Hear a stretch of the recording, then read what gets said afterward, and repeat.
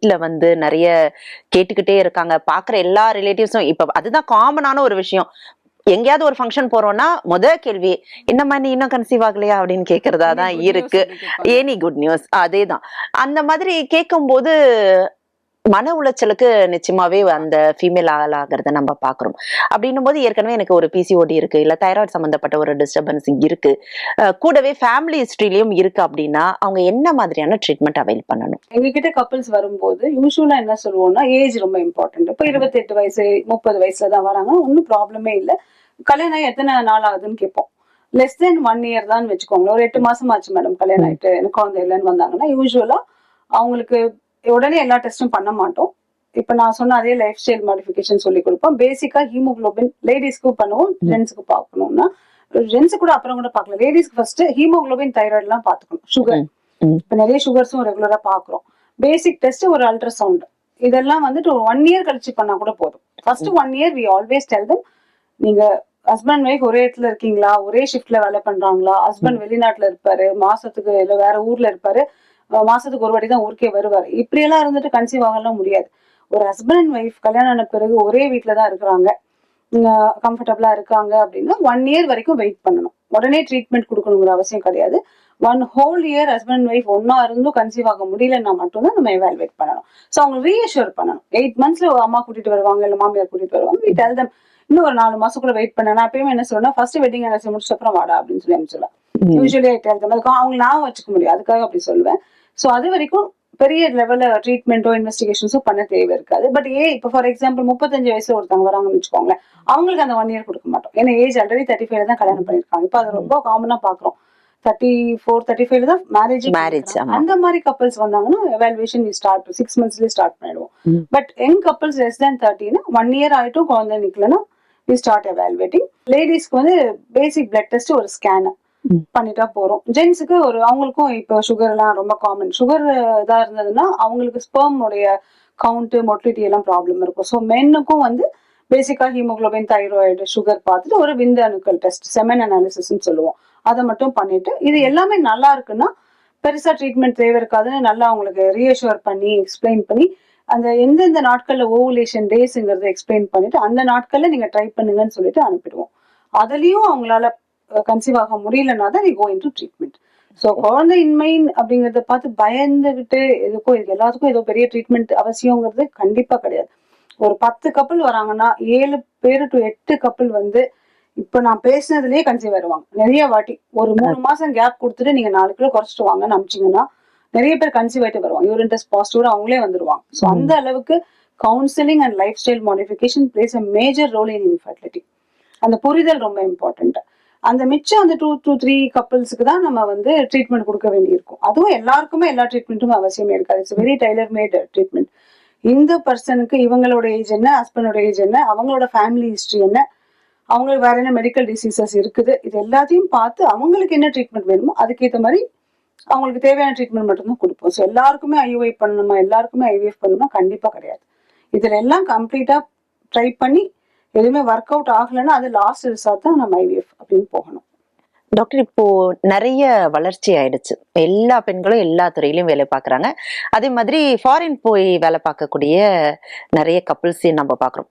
Sometimes அவங்களுடைய husband எங்க வேலை பார்ப்பாங்க, ஃபீமேல் வந்து வெளிநாட்டுக்கு போயிட்டு வேலை பார்க்குற மாதிரியான ஒரு சூழ்நிலை இருக்கும். முன்னாடி ரிவர்ஸா இருந்தது, இப்போ இப்படி இருக்கு. ஆமா, அதனால நான் போறேன், ப்ராஜெக்ட் போறேன், ஒரு ஆஸ்திரேலியா இல்ல யூஎஸ் போறேன் அப்படின்னு சொல்லிட்டு போகக்கூடியவங்க ஒரு 2 years கழிச்சு தான் திருப்பி வருவாங்க. அப்படின்னும் போது வீட்டுல ஒரு ஃபோர்ஸ் இருக்கும், இல்ல முதல்ல வந்து குழந்தை பிறந்ததுக்கு அப்புறம் உன்னோட கரியர் பாரு அப்படின்னு.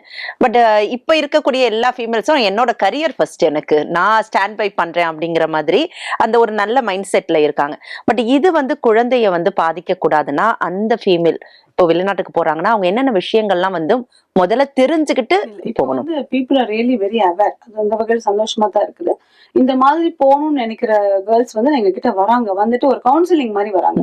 மேடம் இதுதான் சுச்சுவேஷன், நான் கண்டிப்பா போய் ஆகணும், இந்த ஆஃபர் திருப்பி எனக்கு கிடைக்காது, பட் ஆம் ஐ ஹெல்த்தி, இப்ப நான் 2 வருஷம் கழிச்சு வரும்போது எனக்கு ஒன்றும் பிரச்சனைகள் இருக்காது அப்படின்னு எங்கள்கிட்ட நிறைய வாட்டி வராங்க. ரொம்ப சந்தோஷமான விஷயம். ஸோ ஆஸ் யூஷுவல் இப்ப நாங்க எல்லாருக்கும் எவாலுவேட் பண்ற மாதிரி அவங்களுக்கும் பண்ணிட்டு, இந்த மாதிரி கேர்ள்ஸ்க்கு முக்கியமா ஏஜ் ரொம்ப இம்பார்ட்டன்ட். இதுவே ஒரு 36 yearsல வந்து சொன்னா நானும் அவங்க அம்மா மாதிரியே தான் பேசிட்டு இருப்பேன். வேண்டாம்மா இட்ஸ் நாட் வர்த் இட், நீங்க வேலைக்கு வந்து 2 வருஷம் கழிச்சு கூட போகலாம், 50 வயசுல கூட வேலைக்கு போகலாம், 50 வயசுல கூட வீடு வாங்கலாம், ஆனா 50 வயசுல நம்ம டெலிவரி பண்ண முடியாது, அதனால நீங்க முடிஞ்ச வரைக்கும் இதை முடிச்சுட்டு போயிடுங்கன்னு சொல்லிட்டு கொஞ்சம் கன்வின்ஸ் பண்ணுவோம். சம்டைம்ஸ் அம்மா சொல்லி கேட்காம நாங்க சொல்லி கேட்டவங்க நிறைய பேர் இருக்காங்க. சோ அதனால அந்த சான்ஸை I always utilize that chance. முடிஞ்ச வரைக்கும் ஒரு மதரா ஒரு சிஸ்டரா என்ன பேசணுமோ அதெல்லாம் சொல்லி சம்டைம்ஸ் அதுலயே ஒத்துப்பாங்க. அதுலயும் ஒத்துக்கலன்னா வேற ஆப்ஷனே இல்லை அப்படின்னா அவங்களுக்கு அந்த AMH டெஸ்ட் வந்து சஜஸ்ட் பண்ணுவோம். AMHங்கிறது வந்து ஆன்டி முல்லேரியன் ஹார்மோன் சொல்லுவோம். இந்த ஹார்மோன் வந்து நம்ம உடம்புல ஓவரியன் ரிசர்வ் அப்படின்றது சொல்லும். இப்ப அது நார்மலா ஒரு 2 to 4 அப்படி இருக்கணும்னா அந்த வேல்யூல இருக்குன்னா okay, she can go and come back, தைரியமா சரிம்மா நல்லா தான் இருக்கு போயிட்டு வான்னு கூட சொல்லலாம்.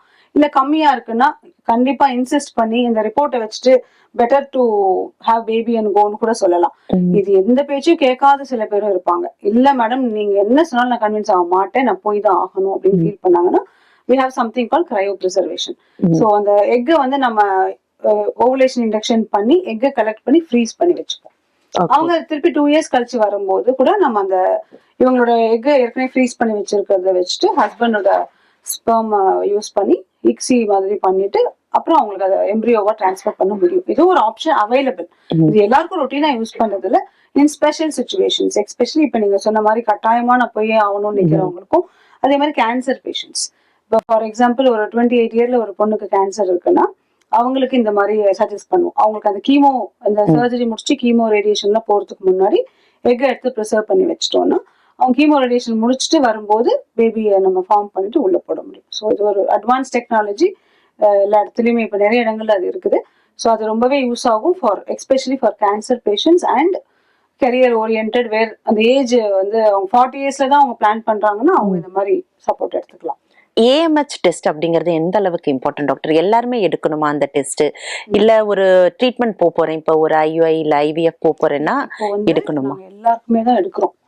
ஏன்னா ஆஃப் லேட்டா அது ரீசன் எங்களுக்கு சரியா தெரியல. பட் கோவிட்க்கு அப்புறம் நிறைய பேருக்கு AMH கம்மியா தான் நாங்க பாக்குறோம். அந்த வேல்யூஸ் பாத்தீங்கன்னா 33, 34 yearsல கூட நாங்க நிறைய AMH லெஸ் தென் 1 எல்லாம் பார்த்துட்டு தான் இருக்கும்.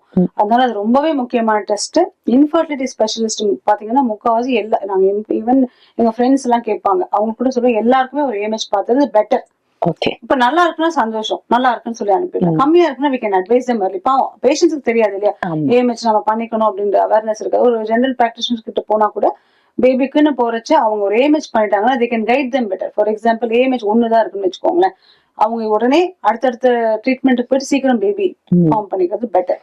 ஏன்னா இன்னும் கம்மியாயிடுச்சுன்னா அவங்களோட ஓன் எக்ஸைட் ப்ரொடியூஸ் பண்ண முடியாது. அப்போ அந்த மாதிரி சுச்சுவேஷன்ல டோனார் எக் அந்த மாதிரி போக வேண்டிய கட்டாயம் வரும். அதனால ஒரு குழந்தையின்மை சிகிச்சையில AMH place a very very major role. ஒரு half லேட்டா ஒரு 3 to 4 years தான் அந்த டெஸ்ட் பண்றோம். பட் நாங்க முக்கால்வாசி எல்லாருக்குமே ஆல்மோஸ்ட் பண்ணிடுறோம். அது சேஃப். பேஷண்ட் எக்ஸ்பிளைன் பண்ணுவோம் இப்படி ஒரு டெஸ்ட் இருக்குமா பண்ணிக்கலாம் அப்படின்னு. Most of them they're aware, okay madam அப்படிதான் சொல்லுவாங்க. ஸோ நல்லா இருக்குன்னா பிரச்சனை இல்லை, கம்மியா இருக்குன்னா கொஞ்சம் அர்லியரா ட்ரீட்மெண்ட் ஆரம்பிக்கணுங்கிறது அந்த ஒரு அண்டர்ஸ்டாண்டிங் நம்மளுக்கும் வரும், பேஷண்ட்ஸ்க்கும் அவங்க எங்க நிக்கிறாங்கன்றது தெரிஞ்சுக்க முடியும். ஸோ கண்டிப்பா AMH is very important for all the people planning for baby. நிச்சயமா குழந்தையின்மை அப்படின்னு சொன்னாலே வீட்லயும் சரி வெளியிலயும் சரி எல்லாம் பெண்களை மட்டும்தான் டார்கெட் பண்றாங்க. மேல் இன்ஃபர்டிலிட்டி இல்லையா, இல்ல மேல் இன்ஃபர்டிலிட்டி இருக்குன்னா அவங்களுக்கு என்ன மாதிரியான அட்வைஸ் கொடுப்பீங்க, எப்படி ஒரு கவுன்சிலிங் கொடுப்பீங்க?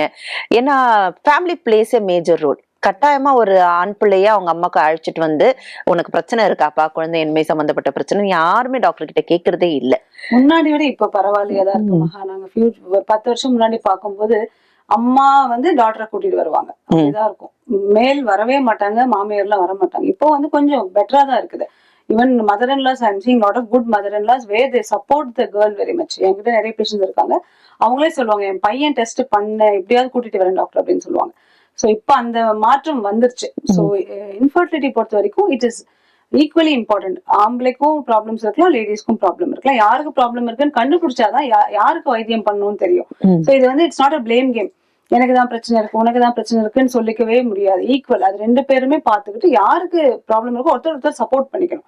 ஸோ 2 பேருக்குமே டெஸ்ட் பண்ணுவோம், யாருக்கு என்ன ப்ராப்ளம் இருக்கோ அதுக்கேற்ற மாதிரி வைத்தியம் பண்ணுவோம். இப்போ மேல் ஃபேக்டர்னு எடுத்துக்கிட்டீங்கன்னா ஒரே ரொம்ப சிம்பிள் டெஸ்ட், சும்மா பிளட் டெஸ்ட், ஹீமோகுளோபின் தைராய்டுலாம் பார்த்துட்டு சுகர் பார்த்த பிறகு ஒரே ஒரு செமன் டெஸ்ட் கொடுத்தாங்கன்னா போறோம்.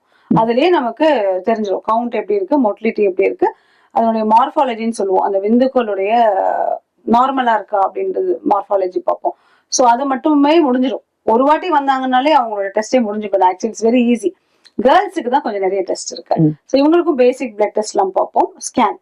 அண்ட் இதுலயே ஒரு மாதிரி ஐடியா கிடைச்சோம். இன்னொரு அடுத்த லெவல் ஆஃப் டெஸ்டிங் அப்படின்னா வந்து டியூபல் ஃபேக்டர் அப்படின்னு சொல்லுவோம். அது ரொம்ப காமன் கிடையாது, பட் அதையும் எவாலுவேட் பண்ணுவோம். இப்போ கல்யாணம் 3 years ஆயிடுச்சுன்னு வராங்கன்னா டியூப் பார்ப்போம், ஃபெலோபியன் டியூப்ஸ்ன்னு சொல்லுவோம். அந்த ஓப்பனா இருந்தாதான் ஆணனும் பெண்ணனும் அங்க மீட் ஆக முடியும், அங்கதான் பேபி ஃபார்ம் ஆகும். அதுக்கப்புறம் தான் பேபி அங்கிருந்து வந்து யூட்ரஸ்ல வந்து இம்ப்ளான்ட் ஆகும். ஸோ அந்த டியூப் ஷுட் பி ஓப்பன். ரெண்டு கடவுள் எப்பயுமே முக்கியமான ஆர்கன்ஸ்லாம் 2 கொடுத்துருப்பாருன்னு சொல்லுவேன் நான் பேஷண்ட்ஸ் கிட்ட. 2 கண் இருக்கு, 2 காது இருக்கு. ஸோ ஃபெலோபியன் டியூப்ஸ் 2 இருக்கு. ஸோ ஒரு டியூப் அடைப்பு இருந்தா கூட பிரச்சனை இல்லை, இன்னொரு டியூப்ல தே கேன் கன்சீவ். ஸோ அதை பார்த்துக்கலாம். ஸோ ஃபெலோபியன் டியூப் ஓப்பனா இருக்கா, இது அடைப்பு இருக்கான்றதுக்கு ஒரு டெஸ்ட் இருக்கு. இவ்வளவுதான். இதை பண்ணிட்டாலே அப்புறம் சில விஷயங்கள் எண்டோமெட்ரியோசிஸ்ன்னு சொல்லுவோம், அது ஒன் ஆஃப் த ரீசன். அதெல்லாம் வந்து சிவியர் பெயினோட வருவாங்க பேஷண்ட்ஸ். பீரியட்ஸ் அப்போ சிவியர் பெயின். எவ்ரி மந்த் வந்து நான் ட்ரிப்பு போடுவேன், இன்ஜெக்ஷன் போட்டுப்பேன், அப்பதான் எனக்கு வயிறு வலி சரியாகும் அப்படின்ட்டு சின்ன குழந்தைங்கள்ல இருந்தே அப்படி இருக்குன்னு கூட சொல்லுவாங்க. அதுக்கு பேர் எண்டோமெட்ரியோசிஸ்ன்னு சொல்லுவோம். இவ்வளவுதான். இது நாலுமே எல்லாம் கரெக்டா இருக்கா, ஏதாவது தொந்தரவு இருக்கான்னு கண்டுபிடிச்சிட்டு அதுக்கப்புறம் 2 பேருக்குமே சேர்ந்து சம்டைம்ஸ் பாத்தீங்கன்னா எதுவுமே இல்லாம இருக்கும். ஹஸ்பண்டுக்கும் நார்மலா இருக்கும், ஒய்ஃபுக்கும் எல்லாமே நார்மலா இருக்கும், ஆனா கன்சீவ் ஆக மாட்டேன். அப்பதான் ரொம்ப கஷ்டமா இருக்கும். ஏன்னா ரீசன் தெரிஞ்சா கூட நாங்க எங்களால வந்து மேனேஜ் பண்ண முடியும். சோ இதுக்கு ஒரு பேர் இருக்கு, அன்எக்ஸ்பிளைன் இன்ஃபர்டிலிட்டின்னு சொல்லுவோம். அவங்க ரொம்ப பாவம், ரொம்ப அப்செட் ஆயிருவாங்க. ஏன்னா நிறைய ஹாஸ்பிட்டலுக்கு போவாங்க, எல்லா ஹாஸ்பிட்டலுமே வந்து எல்லாமே உங்களுக்கும் நல்லா இருக்கும், உங்களுக்கும் நல்லா இருக்குன்னு சொல்லி அனுப்பிச்சிருவாங்க. So they won't know what to do. So அந்த இது ஒரு 10% of the couple faces unexplained infertility. இவங்களுக்கு வந்து IUI will be the option. Ovulation induction, அதாவது கருமுட்டைகள் வரத்துக்கு மாத்திரைகள் கொடுத்து அதை மானிட்டர் பண்ணிட்டு IUI பண்ணோம்னா sometimes they conceive. Doctor, so far வந்து ரொம்பவே அழகா என்னென்ன பிரச்சனைகள் குழந்தையின்மைக்கு காரணமா இருக்கு, குறிப்பா பெண்களுக்கு வந்து இன்ஃபர்டிலிட்டிக்கான காரணங்கள் என்ன, மேல்க்கு வந்து இன்ஃபர்டிலிட்டிக்கான காரணங்கள் என்ன அப்படிங்கறத வந்து நிறைய சொன்னீங்க.